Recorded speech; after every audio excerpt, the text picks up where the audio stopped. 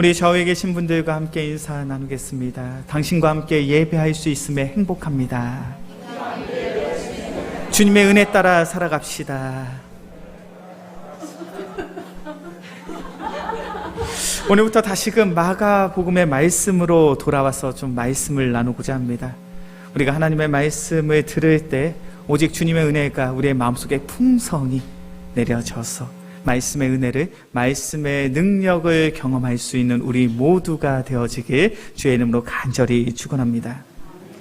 오늘 본문의 말씀을 보면 예수님 주위에 참 많은 사람들이 모여 있습니다. 특별히 6장 34절의 말씀을 보니까 예수님 주위에 큰 무리가 모여 있다라고 말씀하고 있고요. 44절의 말씀을 보니까 그 모인 인원수가 남자만 5,000명이었다라고 성경이 기록되어 있습니다. 원래 유대인들은 사람 수를 계수할 때 여성이나 어린아이 혹은 나이가 많은 노인들의 수는 계수하지 않았습니다. 그렇게 남자만 5,000명이었다는 것은 예수님 주위에 여성들, 어린아이들, 그리고 나이가 많은 노인들까지 합치면 15,000명에서 20,000명 되는 사람들이 지금 예수님 주위에 모여 있는 거예요. 많은 수의 사람들이 지금 예수님 주위에 모여 있습니다. 그때 그 많은 수의 무리의 사람들을 바라보면서 예수님이 그들을 어떻게 평가하고 있습니까? 오늘 본문의 말씀 마가복음 6장 34절의 말씀을 보니까 예수님께서 그들을 이렇게 평가하고 계세요. 예수께서 나오사 큰 무리를 보시고 그 목자 없는 양 같음으로 인하여. 예수님이 많은 무리의 사람들을 바라보며 그들을 어떻게 평가하고 있습니까? 너희는 목자 없는 양과 같다. 목자 없는 양과 같은 인생은 어떤 인생일까요? 내가 어디를 가야 할지 갈피를 알지 못하고 나아가는 인생이 바로 목자 없는 양과 같은 인생입니다. 지금 내가 가는 길이 좋은 길인지, 내가 지금 걷는 이 길이 나쁜 길인지 그 길을 알 길이 없어요. 그냥 무작정 걷는 거예요. 그냥 무작정 걷다가 먹을 풀이 있으면, 내 눈에 먹을 것이 있으면 그것을 먹고, 마실 물이 있으면 그것을 마시며, 쉴 곳이 보이면 그냥 쉬는 그런 인생이 바로 목자 없는 인생이에요. 목자 없는 인생은 삶의 목표와 목적이 없습니다. 삶 속에 어떤 안정장치도, 어떤 보호장치도 없어요. 언제 죽을지 모르는 그런 불안한 속에서 죽지 못해 사는 인생이 바로 목자 없이 사는 인생이에요. 어찌 보면 참으로 불쌍한 인생이죠. 어찌 보면 참으로 안타까운 삶입니다. 지금 예수님은 예수님 주위에 그 많은 무리의 사람들을 향해서 이렇게 이야기하는 거예요. 너희의 인생, 너희의 삶은 목자 없는 양과 같다. 그 이야기를 듣는 많은 무리의 사람들의 마음은 어떠할까요? 아마 그들은 예수님을 향해 이렇게 얘기했을 것 같아요. 예수님 너무하신 거 아닙니까? 어떻게 우리를 그런 존재로, 그런 사람들로 평가하실 수 있습니까? 너무나도 야박하게 우리를 평가하고 있는 것 아닙니까? 왜 그렇습니까? 이들은 특별한 열정, 대단한 열정과 열심을 가지고 예수님을 찾았던 이들이기 때문에 그래요. 오늘 본문의 말씀 마가복음 6장 30절부터 33절까지의 말씀을 다시 한번 봉독하도록 하겠습니다. 마가복음 6장 30절부터 33절까지의 말씀, 제가 한 절, 우리 성도님들이 한 절 교독해서 봅니다. 사도들이 예수께 모여 자기들이 행한 것과 가르친 것을 낱낱이 고하니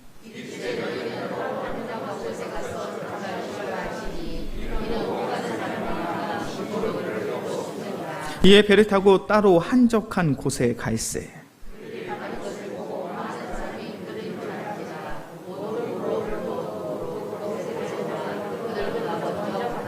아멘. 마가복음 6장 30절부터 33절까지의 상황이 좀 이해가 되셔야 돼요. 이 마가복음 6장 30절부터 33절까지의 상황은 마가복음 6장 7절부터 13절까지의 내용의 연장선에 있습니다. 예수님께서 12명의 제자를 부르셨어요. 그리고 그들을 각기 2명씩 짝을 지어서 전도자로서 그들을 파송하셨습니다. 그 내용이 마가복음 6장 7절부터 13절까지의 내용이에요. 예수님은 그들에게 귀신을 쫓아낼 수 있는, 병자들을 고칠 수 있는 놀라운 권능을 주시사 그들의 말씀을 증거하는, 복음을 증거하는 전도자로서 많은 지역에 가서, 여러 지역에 가서 복음을 증거케 하셨습니다. 그리고 이제 그 제자들이 돌아왔어요. 이제 그 제자들이 돌아와서 그들이 행했던 그 모든 사역들을, 행적들을 낱낱이 예수님께 고하고 있습니다. 그들은 귀한 결실과 열매를 맺고 예수님을 찾아온 거예요. 예수님께 돌아왔습니다. 특별히 누가복음 10장 17절의 말씀을 보면 성경이 이렇게 말합니다. 전도자들이 기뻐 돌아와 이르되 주여 주의 이름이면 귀신들도 우리에게 항복하더이다. 예수님, 우리가 예수님의 이름으로 나아가서 전도하고 우리가 예수님의 능력을 가지고 귀신을 내어 쫓기도 했습니다. 사단의 권세가 우리에게 굴복하고 우리에게 항복하는 것을 내가 목격하고 내가 경험하고 돌아왔습니다. 예수님, 우리 너무나도 잘했죠. 제자들의 마음속엔, 전도자들의 마음속엔 사역의 기쁨이, 감사가, 승리가, 은혜가 충만하더라는 거예요. 그것이 예수님의 사역을 감당한 전도자들의 모습이었어요. 그들의 마음속엔 주님께서 맡기신 그 사역으로 말미암아 기쁨이 있었습니다. 감사가 있었습니다. 승리가 있었습니다. 은혜가 있었습니다. 그런데 그들의 육신은 너무나도 지쳐 있더라는 거예요. 그리고 예수님도 그러한 사실을 너무나도 잘 알고 계셨어요. 그래서 31절의 말씀을 보니까 예수님이 이렇게 말합니다. 너희는 따로 한적한 곳에 가서 잠깐 쉬어라. 너희가 지금까지 전도자로서 귀한 사역을 감당하며 너무나도 힘들고 지치고 피곤한 삶을 산 것을 내가 잘 알고 있다. 너희 너무 피곤하지, 너무 지쳐있지. 이제는 사람이 없는 한적한 곳에 가서 좀 쉬자. 왜 예수님께서 그렇게 이야기하십니까? 31절 하반절의 말씀이죠. 이는 오고 가는 사람이 많아 음식 먹을 겨름도 없으니라. 얼마나 예수님 주위에 사람들이 많이 모여 있는지 식사할 겨를도, 쉴 수 있는 시간도 없는 거예요. 그렇게 예수님께서는 그의 제자들이 지치고 피곤한 것을 너무나도 잘 알고 계셔서 이제 한적한 곳으로 그 자리를 이동하시려고 하는 거예요. 32절의 말씀이죠. 이제 예수님과 그 제자들이 한적한 곳으로 이동하기 위해서 배를 타고 이동을 하십니다. 그런데 많은 무리의 사람들이 어떤 선택을 합니까? 33절. 그들이 가는 것을 보고 많은 사람이 그인 줄 안지라. 모든 고을로부터 도보로 그곳에 달려와 그들보다 먼저 갔더라. 이 상황이 이해가 되십니까? 많은 무리의 사람들이 지금 예수님과 예수님의 제자들이 배를 타고 이동하는 모습을 봤어요. 그러자 그들이 어떤 생각을 합니까? 예수님과 예수님의 제자들이 어디로 가시지? 저 바다를 건너서 저 지역으로 가시려고 하나 보다. 그렇게 생각을 하고 뜀박질을 해서 예수님이 도착할 그 지역으로 가서 예수님을 마주하고 있더라는 거예요. 대단한 것 아닙니까? 대단한 열정 아닙니까? 대단한 열심을 가지고 있는 것 아닙니까? 예수님이 배를 타고 이동하시는 그 모습을 보고 예수님이 어디쯤 내리실까 그것을 추측해서 예측해서 그곳에 먼저 도보로 달려 뛰어가서 그곳에서 먼저 도착해 예수님을 맞이하고 있는 거예요. 대단한 열정과 열심을 가지고 지금 예수님을 쫓고 있습니다. 그러한 대단한 열정과 열심을 가지고 예수님을 쫓고 있는 이 무리의 사람들을 향해 예수님이 이렇게 평가하신 거예요. 목자 없는 양 같다. 그 이야기를 듣는 이 무리의 사람들의 입장에서 예수님 향해 이렇게 이야기할 것 같아요. 예수님 너무 야박하신 거 아닙니까? 우리가 어떠한 마음과 어떠한 심정을 가지고 예수님을 쫓아왔는지 따라왔는지 너무나도 잘 아시지 않습니까? 왜 예수님께서 15,000명에서 20,000명 가까이 되는 많은 무리의 사람들을 향하여 목자 없는 양과 같다라고 말씀할까요? 그들에겐 다른 사람들에게 찾아볼 수 없는 뜨거운 열정과 열심이 있음에도 불구하고 왜 그들에 대한 평가가 목자 없는 양이냐는 거예요. 왜 예수님께서 그들의 목자 없는 양이라고 평가하셨습니까? 그들은 예수님이 누군지 바르게 제대로 알지 못한 채 나의 문제를 해결하기 위해서 예수님을 쫓고 있기에 예수님께서 그들을 향해 목자 없는 양과 같다라고 말씀하신 거예요. 마가복음 6장 14절과 15절의 말씀을 함께 볼까요? 마가복음 6장 14절과 15절의 말씀입니다. 많은 무리의 사람들이 예수님을 어떻게 생각하고 어떻게 평가하고 있었는지 마가복음 6장 14절과 15절의 말씀 함께 봉독합니다. 이에 예수의 이름이 드러난지라 헤롯 왕이 듣고 이르되 이는 세례 요한이 죽은 자 가운데서 살아났도다. 그러므로 이런 능력이 그 속에서 일어나느니라 하고 어떤 이는 그가 엘리야라 하고 또 어떤 이는 그가 선지자니 옛 선지자 중에 하나와 같다 하되. 갈릴리 지역을 통치하던 헤롯 왕이 이야기합니다. 그 예수라는 사람은 세례 요한이 다시 부활한 거 아니야? 많은 사람들이 예수님에 대해서 이렇게 생각합니다. 예수님은 엘리야와 같은 사람입니다. 구약 시대에 능력을 행했던 그런 하나님의 선지자, 그런 엘리야가 다시금 부활한 겁니다. 예수님은 에레미야와 같은 선지자입니다. 눈물을 흘리며 참된 하나님의 말씀을 증거했던 그러한 선지자가 바로 예수님 아닙니까? 많은 사람들은 예수님이 누구인지 제대로 알지 못한 채 지금 자신들의 문제, 나의 삶의 문제를 해결받기 위해서 예수님을 쫓고 있는 거예요. 그러니까 예수님이 그들을 바라보며 말씀하십니다. 너희의 삶은, 너희의 신앙의 여정은 목자 없는 양과 같다. 내가 누구인지, 내가 무엇을 하기 위해 이 땅에 왔는지, 그리고 내가 너희를 통하여 무엇을 이루고자 하는지 그런 것은 전혀 관심도 없는지, 너희의 삶에 있는 그 문제들을 해결하기 위해서, 그 문제를 해결하는 것에만 급급해서 나를 찾고 있으니 이 모습은 목자 없는 양과 별반 다르지 않다. 주님께서 우리를 사랑하여 주사 우리 모두가 예배 자리에 나온 줄로 믿습니다. 이 예배 자리에 통하여서 무엇을 얻기를 소원하십니까? 오늘 우리의 예배 시간을 통하여 삶의 평안이 회복되기를 원하십니까? 우리의 예배 시간을 통하여 나의 삶의 문제들이 해결받기를 원하십니까? 우리 오늘도 예배 자리에 나와서, 우리 영광교회에 와서 좋은 사람들 만나고 좋은 시간 갖는 것이 오늘 예배 자리에 나오신 이유냐는 거예요.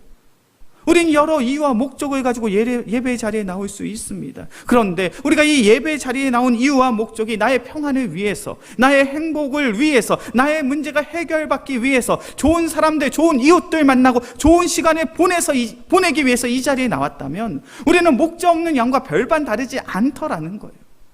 우리가 주님께서 우리를 부르신 정확한 이유와 목적이 있는데 그 이유와 목적을 깨닫고 신앙생활을 하지 않는다면 우리는 목자 없는 양과 별반 다르지 않은 그러한 모습으로 신앙생활을 하고 있더라는 거예요.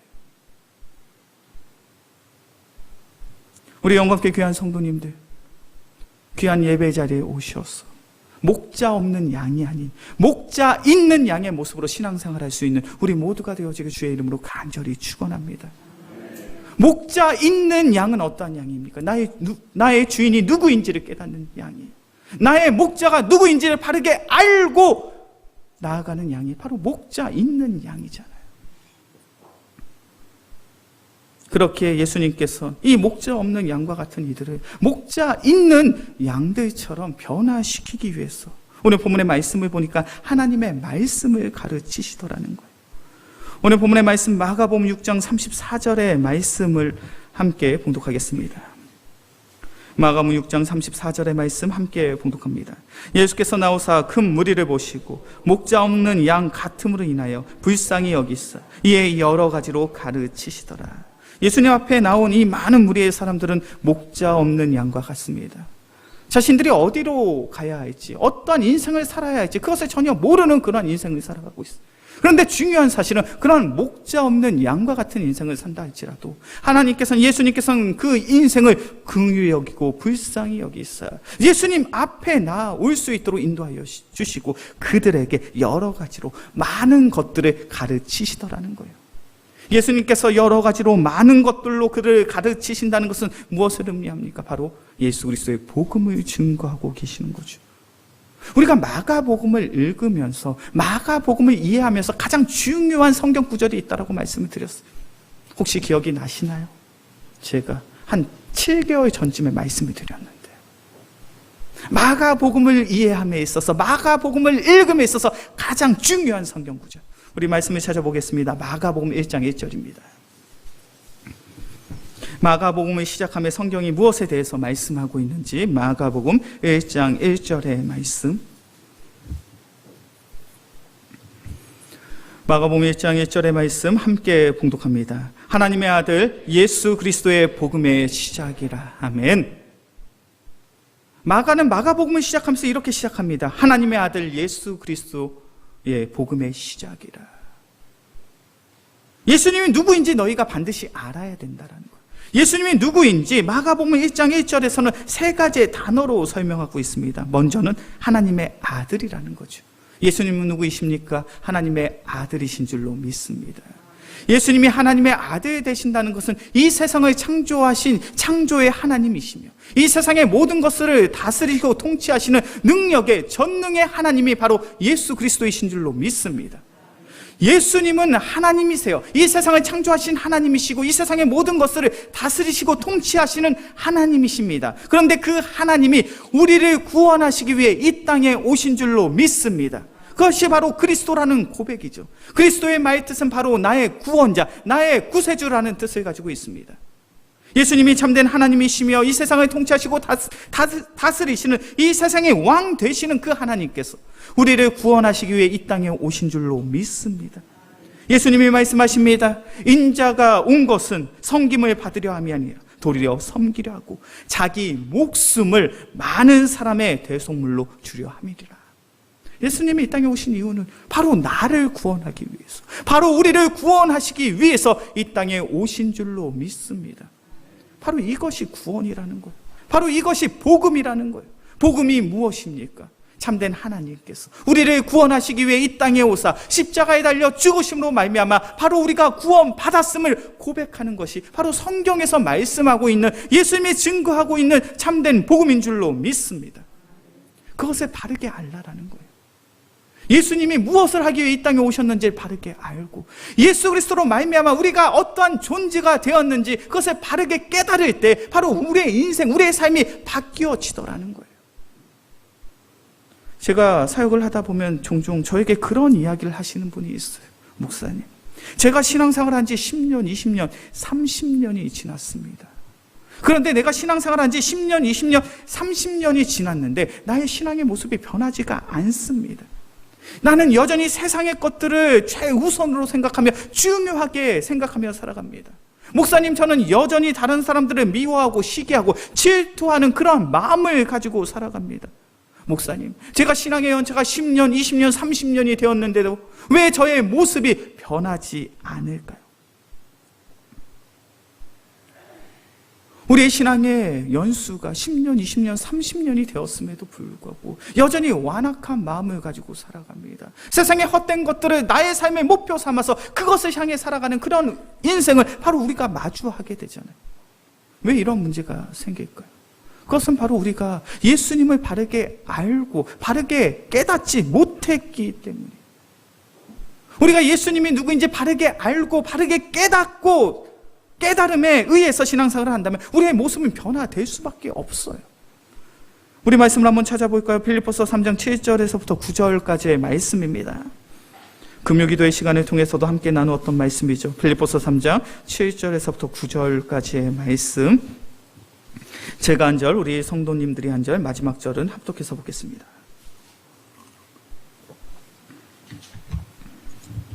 빌립보서 3장 7절에서부터 9절까지의 말씀, 제가 먼저 봅니다. 그러나 무엇이든지 내게 유익하던 것을 내가 그리스도를 위하여 다 해로 여길 뿐더러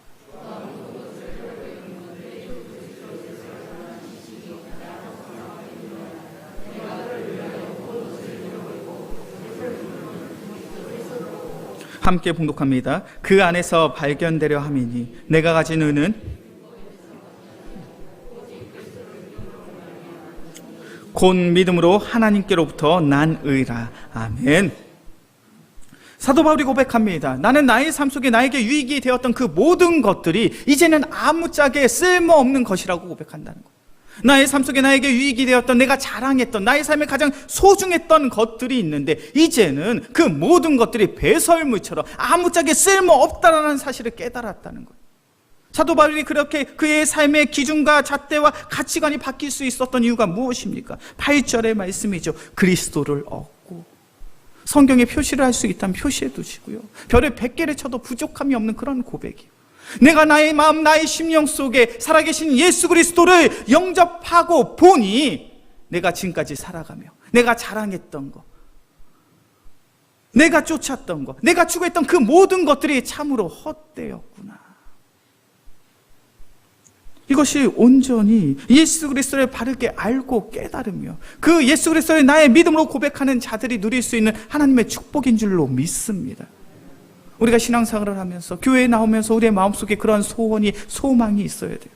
내가 오늘 예배 시간을 통하여 이 땅에 오신 예수 그리스도를 더욱 바르게 알아가리라. 이 땅에 오신 예수 그리스도와 더욱 친밀하게 교제하는 은혜를 누리리라. 우리가 그러한 소원, 그러한 바람을 가지고 신앙생활을 할 때 우리는 이 땅에 오신 예수 그리스도를 우리의 삶 속에서 마주하게 될 것이며 그 주님과의 영적인 교제함으로 말미암아 우리의 삶이 변화되어질 수 있는 놀라운 은혜를 바로 우리가 우리의 삶 속에서 경험하게 될 줄로 믿습니다. 두 번째로 오늘 본문의 말씀을 보면요, 예수님은요 목자 없는 양과 같은 삶을 사는 우리에게 오직 은혜로 육의 양식을 채워주시더라는 거예요.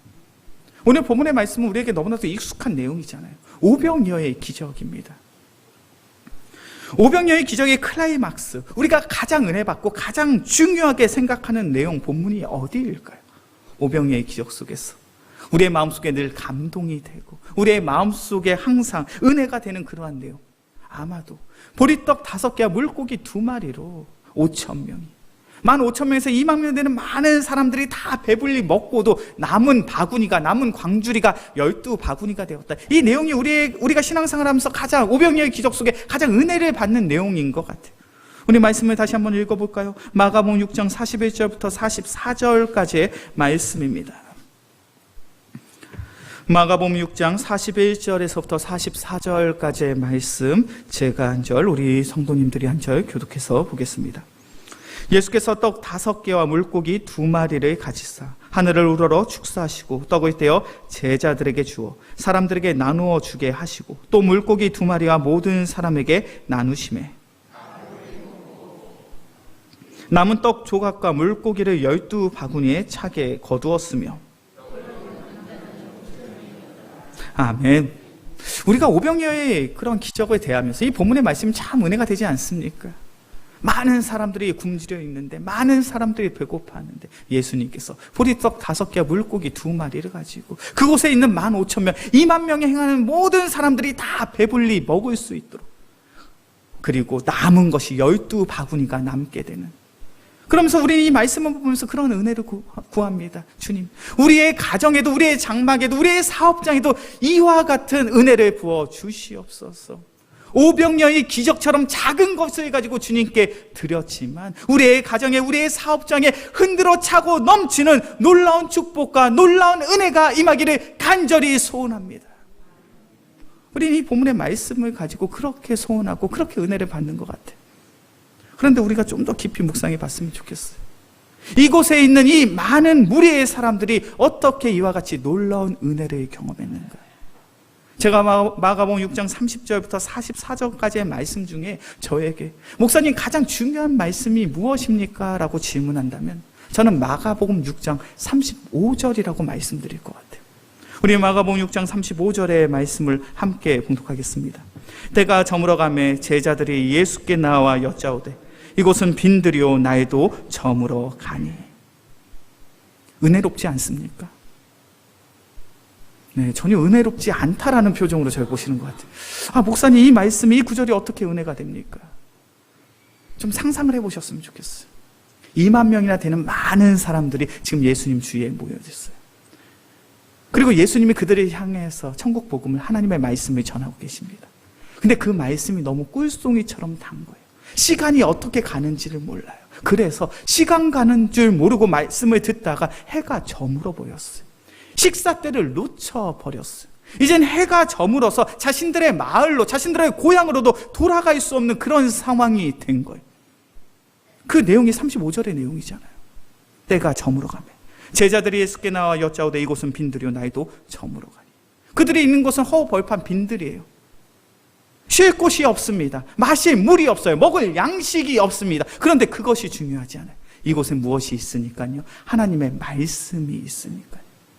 하나님의 말씀을 사랑하며 사모하는 그 마음을 가지고 그 자리에 있다 보니까 내가 밥을 먹는지 안 먹는지가 중요하지 않아요. 내가 오늘 밤 쉴 곳이 있는가 없는가가 중요하지 않아요. 하나님의 말씀을 꿀송이처럼 달아서 그 말씀에 취해 있다 보니 내가 한 끼를 굶어도, 내가 잠잘 곳이 없다 할지라도 그것이 걱정이 되지 않는 거예요. 그러한 이들에게 오병이어의 놀라운 기적이 나타났다라는 거예요. 오병이어의 놀라운 기적이 우리의 삶 속에 나타나길 원하십니까? 그렇다면 우리는 무엇을 해야 됩니까? 하나님의 말씀을 사랑하셔야 돼요. 하나님의 말씀을 사모하셔야 돼요. 하나님의 말씀이 꿀송이처럼 달아서 세상의 그 모든 것들을 다 포기할 수 있는 그러한 간절함의 마음을 가지고 있을 때 우리는 오늘 본문에서 말씀하시고 있는 오병이어의 놀라운 기적이 바로 우리의 삶 속에, 나의 삶 속에 나타나게 될 줄로 믿습니다. 우리가 신앙생활 하면서 저에게 이렇게 질문하실 수 있어요. 목사님, 저의 삶 속에 왜 하나님의 놀라운 축복과 은혜가 나타나지 않습니까? 왜 나의 삶 속에 오병이어의 기적과 같은 놀라운 기적이 나타나지 않습니까? 그렇다면 저는 이렇게 대답할 것 같아요. 집사님, 권사님, 하나님의 말씀을 사랑하십시오. 오병이어의 기적은 하나님의 말씀을 사랑하며 사모하는 자들에게 허락된 은혜입니다. 시편 119편의 말씀을 보면 시편의 기자는 이렇게 고백합니다. 주의 말씀이 내게 어찌 그리 단지요 내 입에 꿀보다 더 단이다. 하나님의 말씀이 너무 달콤하다는 거예요. 하나님의 말씀을 듣고 하나님의 말씀을 읽을 때 너무나도 행복하더라는 거예요. 그렇게 나중에 시간이 되신다면 시편 119편의 말씀을 천천히 묵상해 보셨으면 좋겠어요. 하나님의 말씀을 사랑하는 자에게 시편 119편의 말씀을 보니까 하나님의 말씀을 사랑하는 자들에겐 큰 평안을 주신다고 말합니다. 하나님의 말씀을 사랑하는 자들에게 명철과 지혜를 주신다고 말합니다. 하나님의 말씀을 사랑하는 자들의 그들의 마음속엔 즐거움과 기쁨을 주시겠다고 시편 119편의 말씀이 증거하고 있습니다. 하나님의 말씀을 사랑하는 자들에게 하나님이 축복과 은혜를 허락해 주시는 줄로 믿습니다. 이제 말씀을 정리하겠습니다. 우리가 너무나도 잘 알고 있는 오병이어의 기적. 이 기적의 핵심은 그 무리의 사람들이 목자 없는 양과 같았다는 거예요. 예수님의 넘치는 은혜를 받기에 한없이 부족하고 연약한 이들이었다는 거예요. 그런데 그런 그들이 예수님을 찾아오니 예수님께서 영의 양식을 채워주시고 육의 양식을 채워주셨습니다. 오늘도 이 귀한 예배 자리에 우리의 모습이 한없이 부족하고 한없이 연약할 수 있습니다.